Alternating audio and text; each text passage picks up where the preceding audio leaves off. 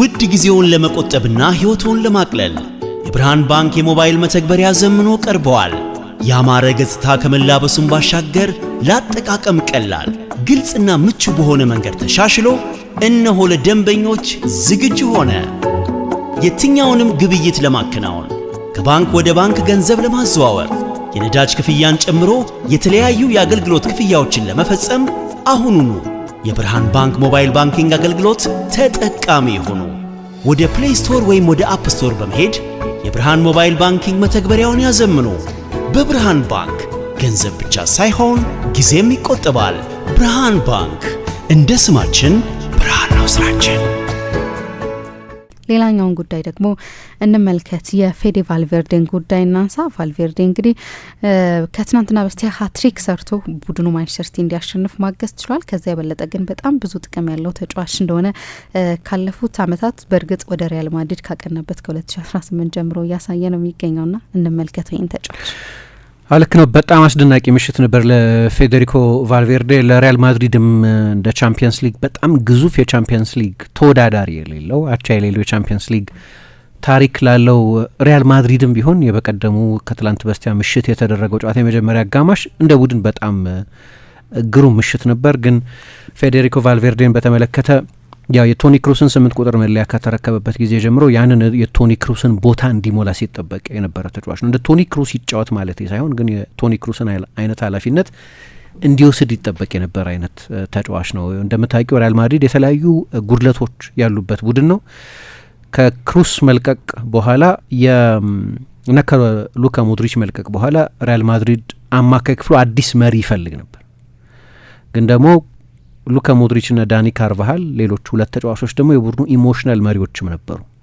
አምበሎች፣ ምክትል አምበሎች የነበሩ ተጫዋቾች ናቸው እና ባለፉት ዓመታት ሪያል ማድሪድ ብዙ መሪዎችን በተለያየ ምክንያት የእግር ኳስ ተጫዋችነታቸው ወይም የሪያል ማድሪድ የተጫዋችነታቸው ዘመን በማብቃቱ ምክንያት የሊደርሺፕ ቮይድ ነበር ማለት ይቻላል እና ያንንም የመሙላት ኃላፊነት ከነበሩባቸው ተጫዋቾች መካከል አንደኛው ፌዴሪኮ ቫልቬርዴ ነው። ምክንያቱም በሪያል ማድሪድ አሰልጣኝነት አሁን በጠቅላላው ወደ 10 ዓመት ገደማ ሊሆነው መሰለኝ በውሰት ሲጫወት ሌሎች ቦታዎች ላይ ሄዶ በውሰት ያሳለፋቸው ዓመታት ስለነበሩ ከሲኒየር ተጫዋቾች መካከል አንዱ ስለሆነ የዛም የመሪነት ኃላፊነት ነበረበት። መጀመሪያ ሲመጣ አራተኛ አማካይ የሚሉት ነገር አለ። ሪያል ማድሪድ በ3 አማካዮች አይደለም የሚጫወተው። ካሰሚሮ፣ ክሩስና ሉካ ሞድሪች ነበሩ። ግን ሁልጊዜም በአንዳንድ ጨዋታዎች ላይ ዚዳን ኢስኮን ይጠቀምበት ነበር ወይም አንዳንድ ጊዜ ማርኮ አሴንሲዮን ያሰልፈው ነበር እዛ ቦታ ላይ።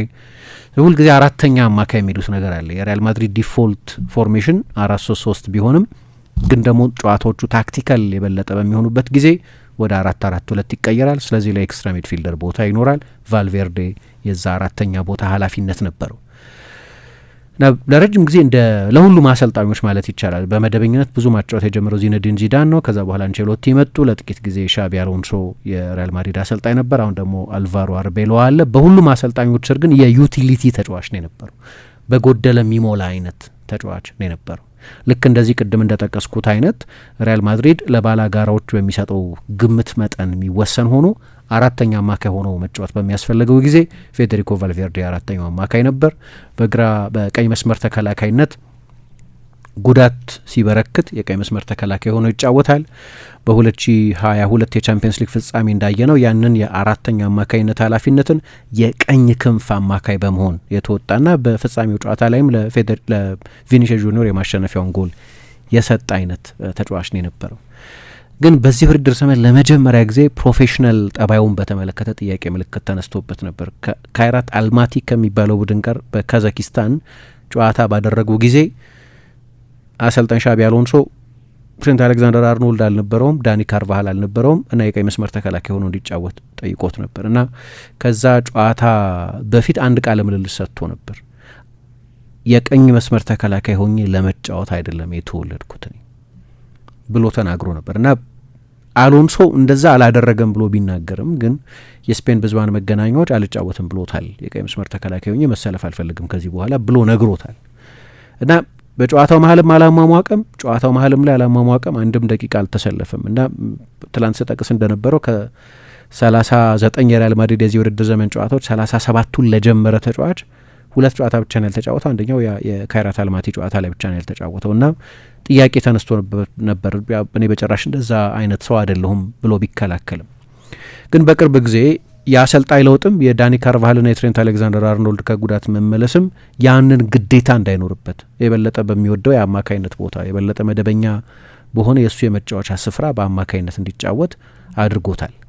እንደ ጨዋታ ለሪያል ማድሪድ በጣም ኢንትረስቲንግ ጨዋታ ነው። መቼስ ቻምፒየንስ ሊግ ራሱ እንደ ውድድር ኢንትረስቲንግ ውድድር ነው። በሰደን ኢግኒሽን የሚሉት ነገር አለ። የውድድር ዘመን ልክ ከዚህኛው ጊዜ ላይ ማርሽ የሚቀይሩ አንዳንድ ቡድኖች አሉ። አምና ፓሪስ ሳን ጀርማን የመጀመሪያዎቹን እስከ ፌብሩዋሪ ድረስ ያሉትን የቻምፒየንስ ሊግ ጨዋታዎቹን አይተሽ በእንደዛ አይነት እግር ኳስ የአውሮፓ ሻምፒዮን ሊሆን ይችላል ብለሽ ስትገምች አትችይም ነበር። እነዛን በምድብ ጨዋታ ለማለፍ እንኳን ከ1 እስከ 24 ለማጠናቀቅ እንኳን ጥያቄ ምልክት ውስጥ የሚከቱ በኋላ የመጨረሻዎቹን 3 ጨዋታዎች አሸንፈን 13ኛ ሆኖ ጨረሰ። ግን እስከዛ የማንቸስተር ሲቲ ጨዋታ ድረስ ከ1 እስከ 24 ባለው ስፍራ ወይም የመጀመሪያውን ዙር ለማለፍ እንኳ በደርሶ መልስ የጥሎ ማለፍ ጨዋታ ለማለፍ እንኳ በሚያስችል ቁመና ላይ አልነበርም። ድንገት ማርሽ ቀየረ። ከዛ የሲቲ ጨዋታ ተነሳ። የእንግሊዝ ቡድኖች በሙሉ በተርታ እያሸነፈ በፍጻሜው ጨዋታም በጣም ታሪካዊ በሆነ የፍጻሜ ጨዋታ ውጤትም የበላይነትም ሻምፒዮን ሆነ። እንዲህ አይነቱን ማርሽ የመለወጥ ልማድ እንግሊዞቹ የስፕሪንግ ብሉም ይሉታል ወይም ሰደን ኢግኒሽን ድንገት ኢግናይት ማድረግ። ልክ እንደዛ አይነት ፔዤ እንደዛ አይነት ልማድ አለው። ሪያል ማድሪድም ብዙ ጊዜ አይተናል ይህንን ሲያደርግ። አሁን ሪያል ማድሪድ ያንን ያደርጋል እያልኩ አይደለም። ቡድኑ አሁንም ድክመቶች አሉበት፣ ግን ምናልባት የዛ ፍንጭ ሊሆን ይችላል። ዴዣvu ነው፣ አይተነው እናውቃለን ከዚህ በፊት ይህንኑ ተመሳሳይ ነገር እና ከጨዋታው በፊት ያው ማድሪድና ማንቸስተር ሲቲ ባለፉት 6 ዓመታት ለ11ኛ ጊዜ የተገናኙት። የሚቀጥለው ሳምንት ላይ ለ12ኛ ጊዜ ይገናኛሉ እና ሁልጊዜ ተመሳሳይ ኦልድ መኒ ከኒው መኒ ጋር፣ ታክቲክ ከቴክኒክ ጋር፣ ኬኦስ ከኮንትሮል ጋር እንደዛ ነው ጨዋታው የሚሆኑ። ፕሪዲክተብል ነው። ባለፉት ዓመታት ይሄንን አይተናል። ኢንዲቪጁዋሊቲ ከኮሌክቲቪቲ ጋር ሪያል ማድሪድ የበለጠ በስታር ኳሊቲ ጨዋታ ለብቻቸው ማሸነፍ በሚችሉ ተጫዋቾች፣ ማንቸስተር ሲቲ በጓርዲዮላ ሲስተም። ባለፉትም ዓመታት ይኸው ቲም ይኸው አባባል ነው የነበረው።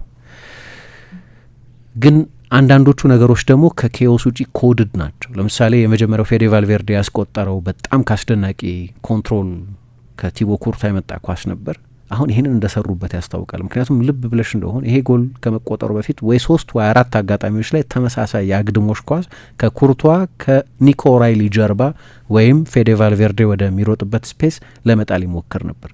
ኮድድ ነው የሚባለው ልምምድ ሜዳ ላይ ሰርተውበታል ማለት ነው። አንደኛ ሲቲ በሀይ ላይ ነው የሚጫወተው፣ ሁለተኛ ናቹራል ፉልባክ አይደለም ኒኮ ራይሊ፣ ሶስተኛ የአክስለሬሽን አለው ፌዴ ቫልቬርዴ። ትሬንትም በዛ በኩል ነው የሚጫወተው። ትሬንትም ተመሳሳይ አክስለሬሽን ባይኖረውም ግን በላይኛው የሜዳ ክፍል መገኘት የሚያዘወትር የማጥቃት የመስመር ተከላካይ ነው። ኮድድ ነው። አርቤሏ ተዘጋጅቶበታል። ያንን ከዚህ ጎል መቆጠር በፊት በነበሩ ጥቂት አጋጣሚዎች ላይ ፍንጩን ምልክቱን ማየት ይቻል ነበር። ጎሉ ሲቆጠር በዛ መንገድ ነው የመጀመሪያው ጎል የተቆጠረው። በተለይ ደግሞ በዛ ጊዜ አይ ቲንክ ሁሉም የማንቸስተር ሲቲ ተጫዋቾች ከአንዱ ተጫዋች በስተቀር በሪያል ማድሪድ የሜዳ አጋማሽ ነው የነበሩት። ስለዚህ ልክ የባርሰሎና አይነት ሀይ ላይን የነበረበት ነው እና ቁጥጥሩ በጣም የሚያስደንቅ ነበር። ጎሉም በጣም የሚያስደንቅ ነበር። ሁለተኛው ጎል ሲቆጠር ሶስቱም በቀደም እንዳነሳኋቸው የሱ ምንድነው ብዙ ጊዜ ፐርፌክት ሃትሪክ የሚሉት ነገር አለ። በቀኝ እግሩ አንድ ተጫዋች በግራ እግሩም እና በጭንቅላቱም ጎል ካስቆጠረ ፐርፌክት ሃትሪክ ይባላል። እኔ ይሄኛውንም ኦልሞስት ፐርፌክት ሃትሪክ ነው የምለው። የመጀመሪያውን ጎል ያስቆጠረበት መንገድ ከግብ ጠባቂው በአግድሞሽ የመጣ ከግራ ፉል ባክ በፍጥነትና በአክስለሬሽን በግብ ጠባቂው እጆች መሀል ኳሱን በማሳለፍ ለራሱ ፓስ በማድረግ በባዶ መረብ ላይ ነው ጎሉን ያስቆጠረው። ሁለተኛው ጎል ሲቆጠር ከቀኝ በአግድሞሽ ነው የሮጠው። የዲያጎናል ሩጫ አድርጎ ነው ከማንቸስተር ሲቲ ተከላካይ መስመር ጀርባ የተገኘው።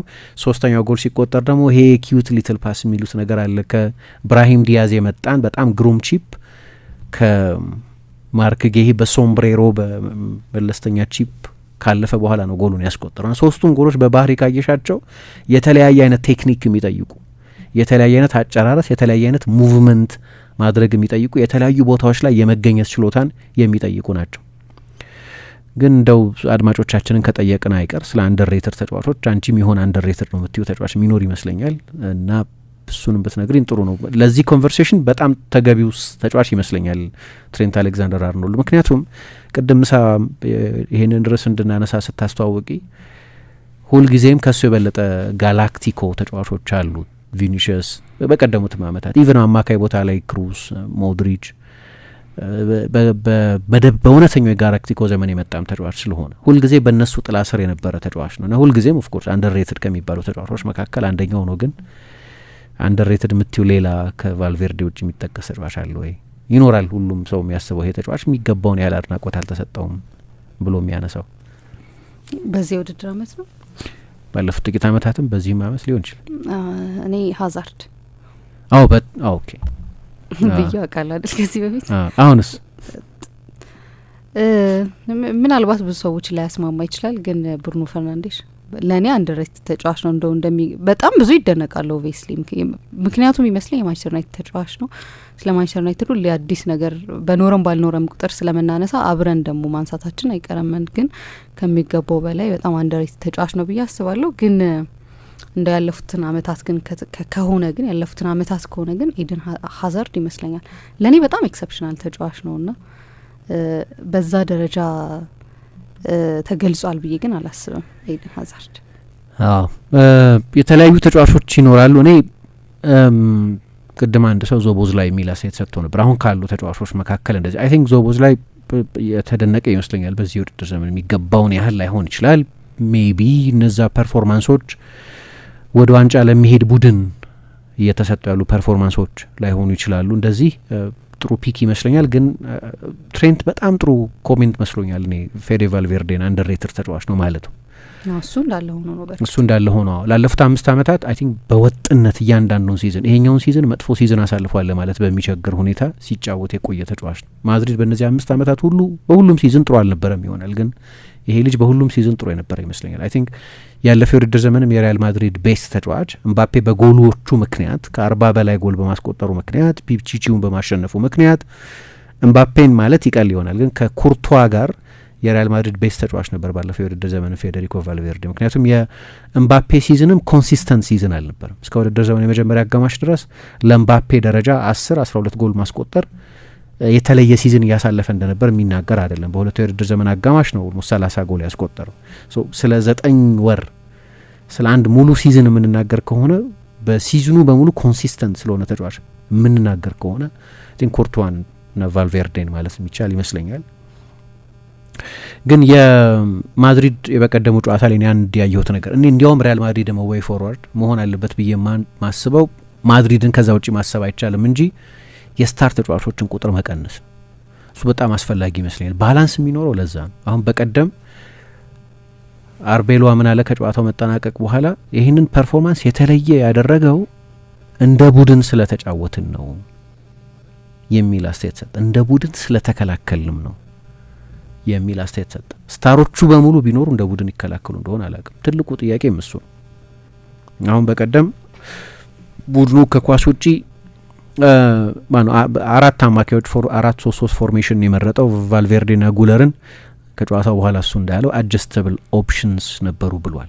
ቡድኑ ኳስ በሚያጣበት ጊዜ ማንቸስተር ሲቲ እንደሚገመተው ብዙ የኳስ ቁጥጥር መጠን ይይዝ ነበር። ስለዚህ በቀኝና በግራ በኩል የነበሩት ቫልቬርዴና ጉለር ያንን ሃርድ ያርድ የመሮጥ ሌሎቹ ምናልባት ስታር ተጫዋቾች ቢኖሩ ኖሮ የማያደርጉትን ለፌርላንድ ሜንዲና ለትሬንት አሌክዛንደር አርኖልድ የመከላከል ሽፋን የመስጠትን በዲሲፕሊን የመከላከልን ኃላፊነት ያለ ማቅማማት ያለ ቅሬታ የሚወጡ ተጫዋቾች ናቸው። ቫልቬርዴን ሳየው የሚታየኝ ኢጎ ፍሪ የሆነ ተጫዋች ነው የሚታየኝ።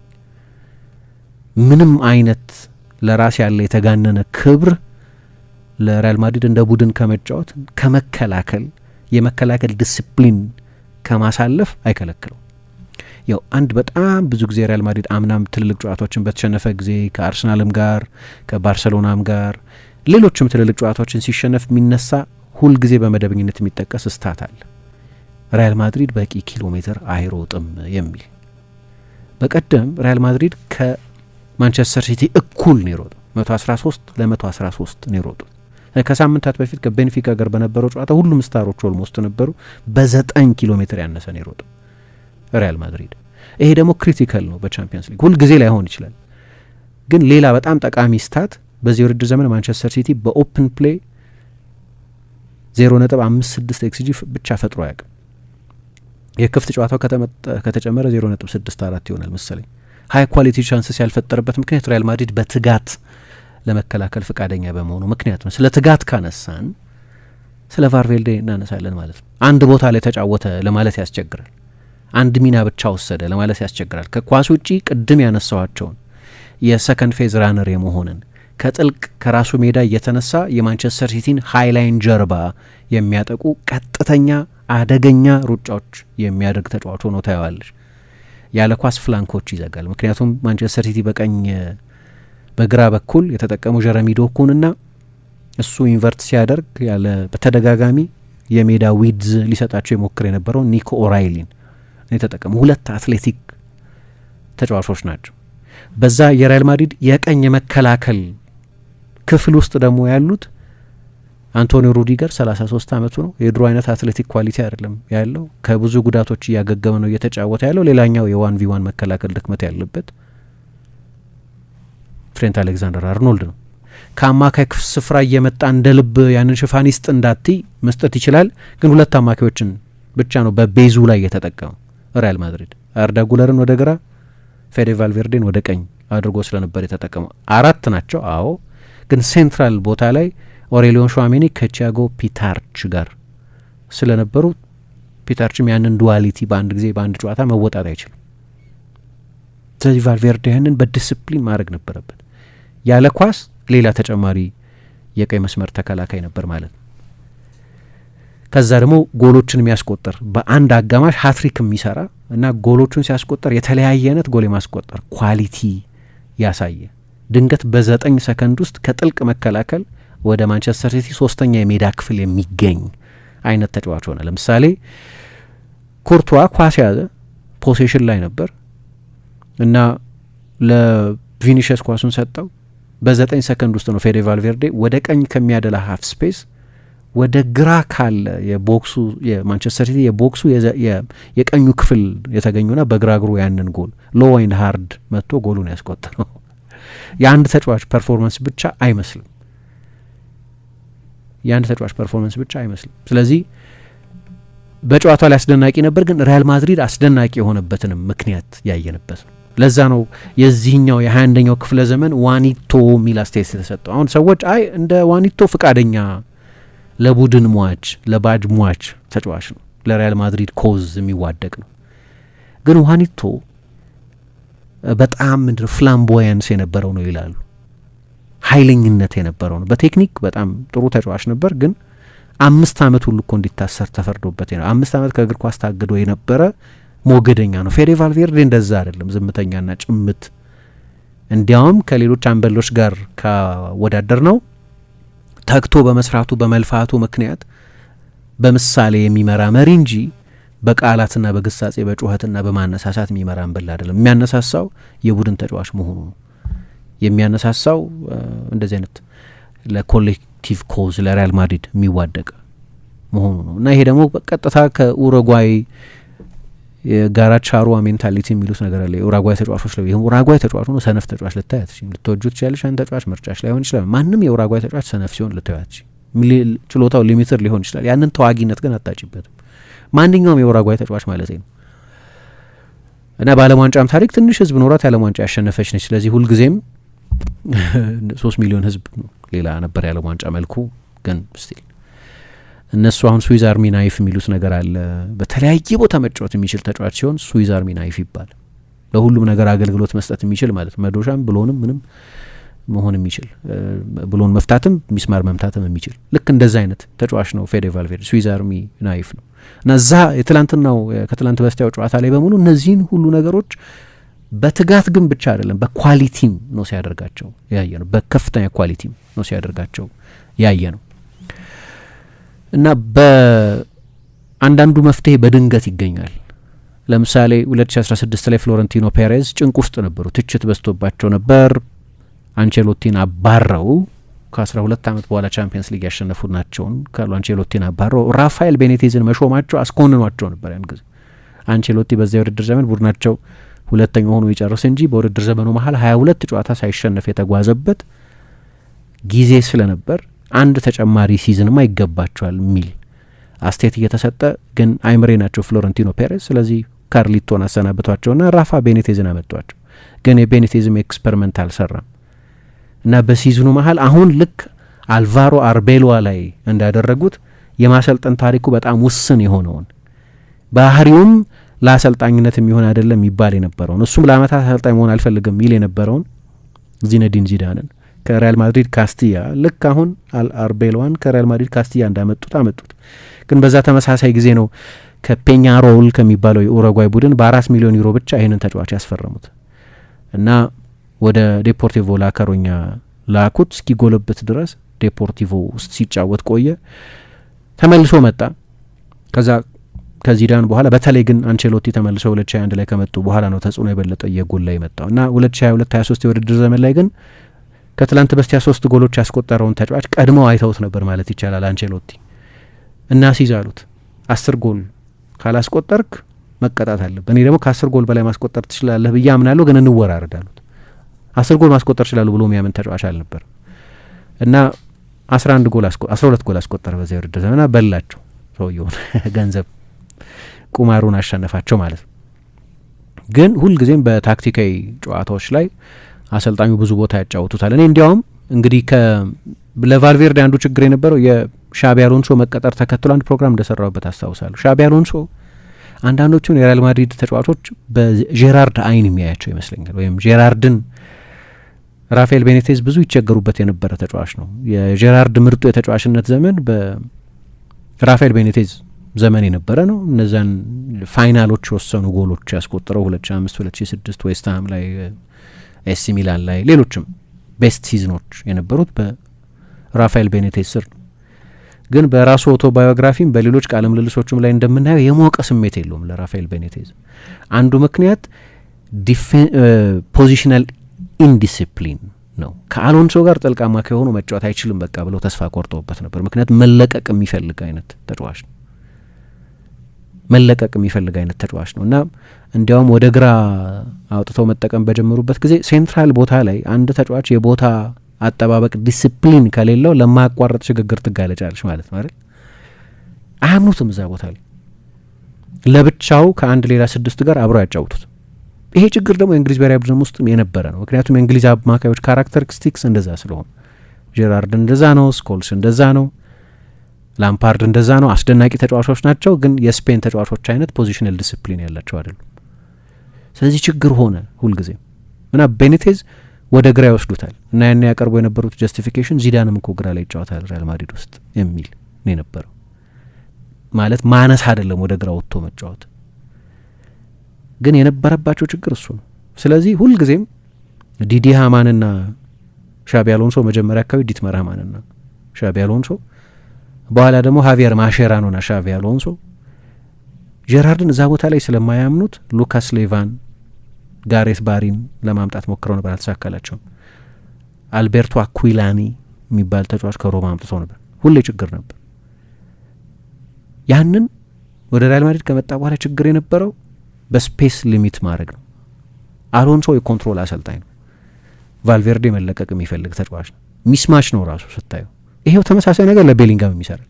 ቤሊንጋም ዲስፕሊንድ ሚድፊልደር አይመስለኝም። ኬኦስ የሚወድ ብዙ የሜዳ ስፍራ መልቀቅ የሚፈልግ ሉዝ በሆነ ስትራክቸር ውስጥ መጫወት የሚፈልግ ተጫዋች ነው።